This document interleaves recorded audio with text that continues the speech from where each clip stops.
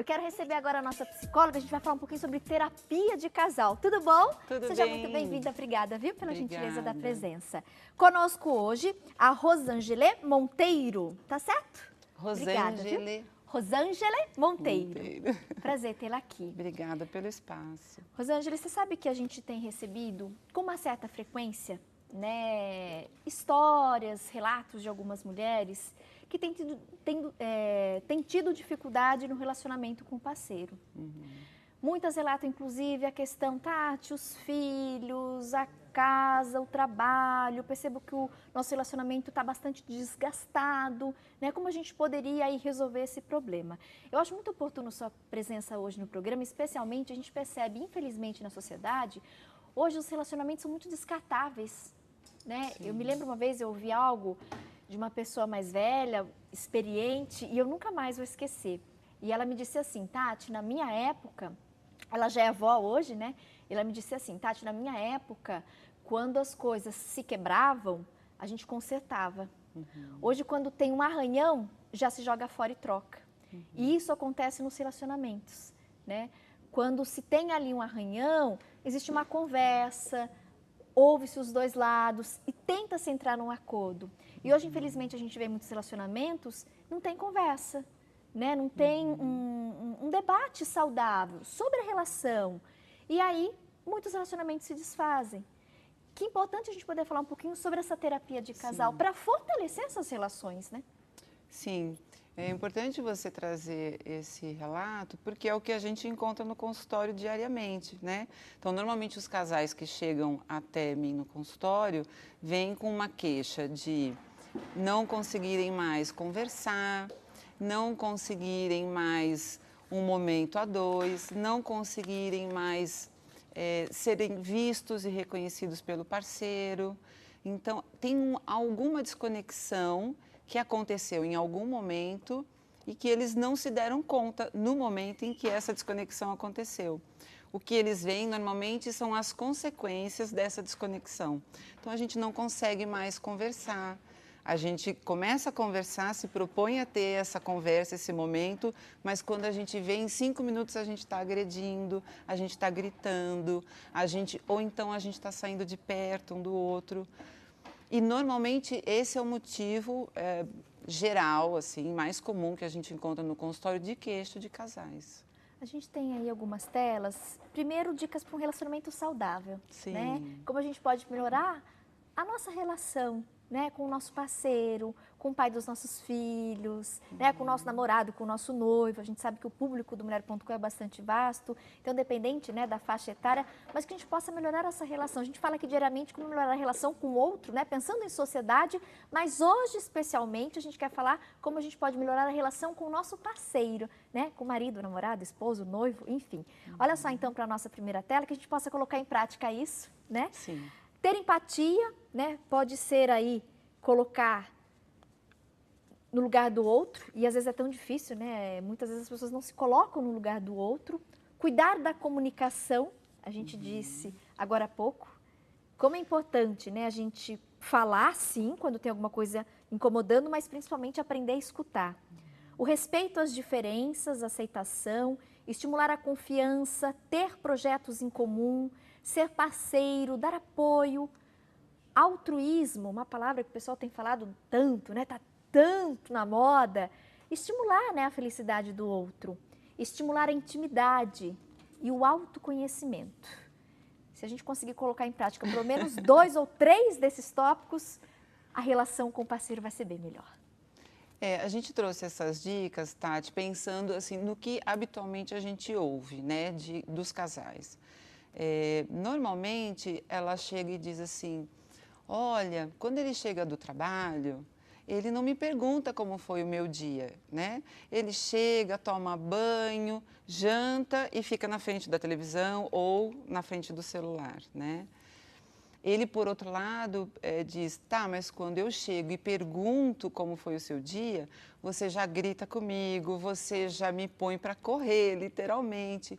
Então, esse casal, ele chega trazendo essa fala da rotina, do dia a dia, e que, em especial, com a chegada dos filhos, e em função das demandas que os filhos trazem, principalmente nesses primeiros anos de vida, né, da criança, o primeiro, segundo ano de vida, esse casal, ele não se identifica muitas vezes, não se encontra como um casal. Eles estão mais para pais do bebê, né, do que como mesmo, né? casal. Então, eu trabalho muito com mães, né, no pós-parto, com casais no pós-parto, e eu acho muito importante trazer essa informação, Tati. Durante a gestação, já é possível a gente cuidar de alguma maneira. Eu digo que preparar, a gente não prepara ninguém para nada, né? Porque a experiência é muito singular. Qualquer experiência da nossa vida é muito singular. É vivendo que a gente aprende, Isso, né? Mas a gente leva informação, né? Então, eu tenho um curso de gestantes no meu consultório e foi pautado nessa queixa diária que eu escuto dessas mulheres e homens no pós-parto. Então, eu pensei, a gente precisa levar informação desde a gestação. Por exemplo, durante esse período, né, esse processo de gestação, quais são as informações levadas por você como psicólogo para esses casais, doutora? A gente normalmente, Tati, traz sobre a dinâmica da família. O que é que vai mudar na dinâmica da família? Então, a gente parte do princípio das identidades. A mulher no puerpério sofre uma fase, uma crise de identidade muito grande. A gente vive um luto muito grande porque a gente não é mais a mulher que a gente era até ter um bebê. Então, a gente ouve falar em depressão pós-parto, a gente ouve falar em baby blues, que é uma tristeza comum.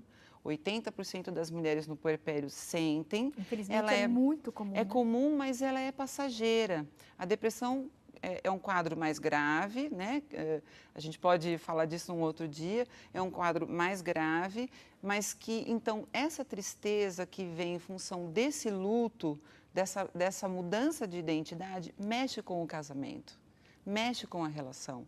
Então, esse homem, durante a gestação, ele pode receber essa informação, olha, a sua esposa vai passar por essa fase. Ela é comum, ela é até esperada, porque diante de um luto é comum que a gente sinta tristeza. Então, é esperado uma tristeza, mas ela é passageira. Então, a gente diz os sintomas, por exemplo, de uma depressão pós-parto, porque esse homem é a pessoa que, teoricamente, vai estar mais próximo dessa mulher e vai ter condições de detecção de um quadro de depressão.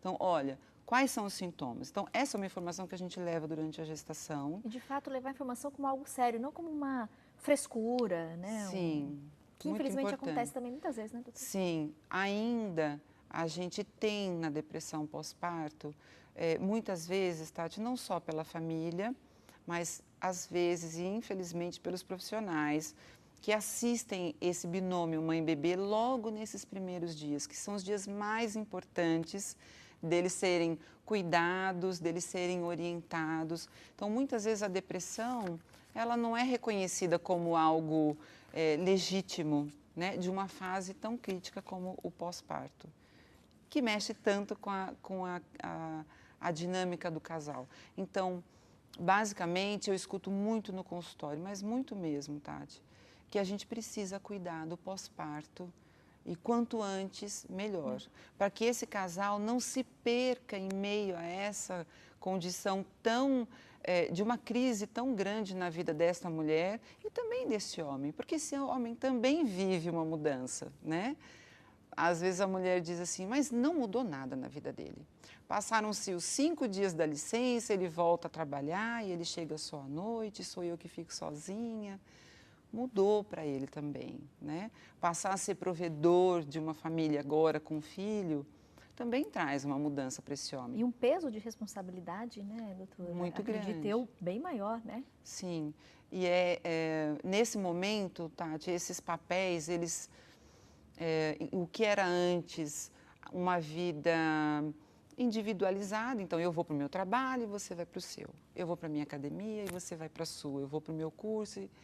Com o bebê muda muito, então a gente tem um projeto em comum que nós precisamos cuidar conjuntamente e que então alguém tem que ficar com esse bebê, alguém tem que estar com ele. E o CD, Quem, né? Na relação é muito importante nessa questão do Sim. CD. A gente tem mais uma tela com alguns pontos, né, do que prejudica o relacionamento. A gente já iniciou um pouquinho, né, dessa conversa falando um pouquinho, né, o que atrapalha, mas eu queria ir aprofundar o assunto com vocês de casa. Olhem só, então, esses tópicos, para que a gente possa evitar e, de repente, fazer essa autoavaliação. Tati, eu faço isso no meu relacionamento, né? Faça essa autoavaliação sincera mesmo, né? Sem pré-julgamento, sem apontar o dedo, não. Você se observe, observe como é que está a relação aí com o seu parceiro, com o seu marido. Atitudes que podem, então, prejudicar o relacionamento: o isolamento, o egoísmo, o silêncio, insegurança e possessividade, abandono do outro diante das dificuldades.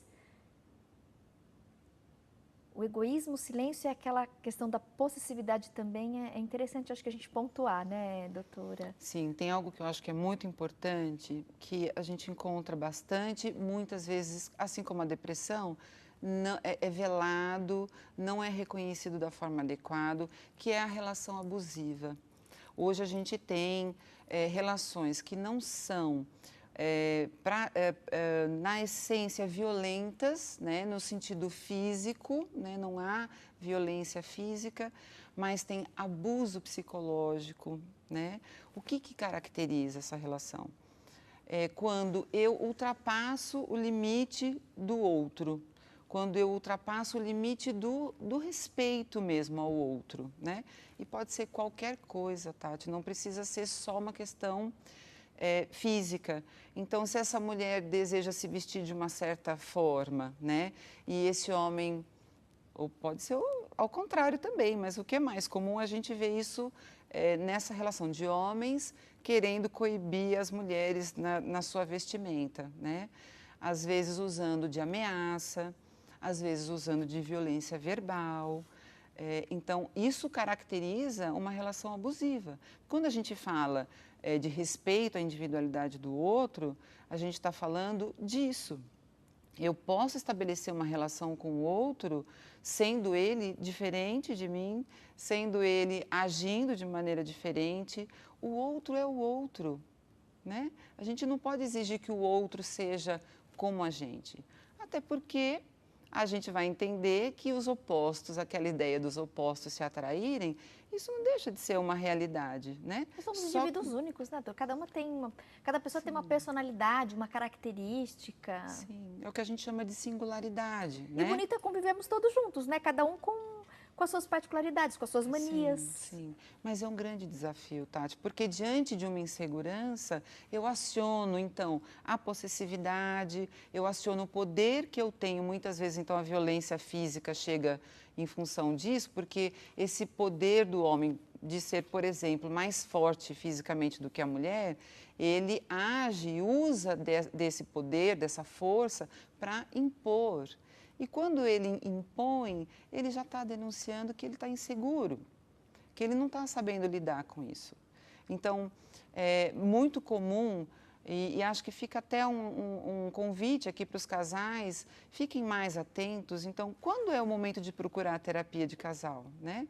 Quando eu começo a me dar conta de que, ou uma das partes, normalmente é a mulher, né? E aí a mulher convida o homem a fazer o processo, normalmente ela se dá conta de que o casal não está conseguindo mais resolver os problemas e as dificuldades como resolvia anteriormente.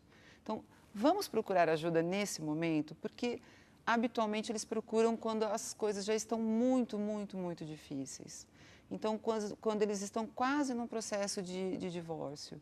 A gente pode fazer isso antes, a gente pode tentar recuperar comportamentos, valores, né, que podem ajudar essa relação a se reerguer.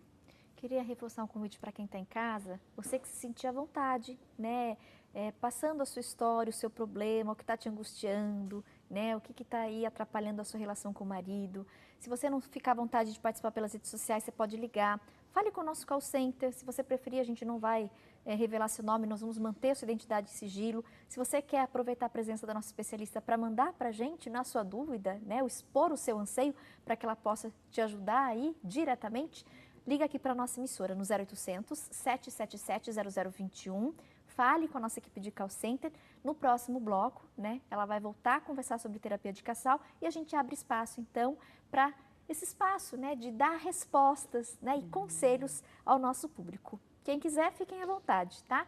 E qualquer coisa, só colocar observação, avisa as meninas do call center. Olha, preferia que a Tati não falasse o meu nome e minha cidade. E claro, isso será respeitado.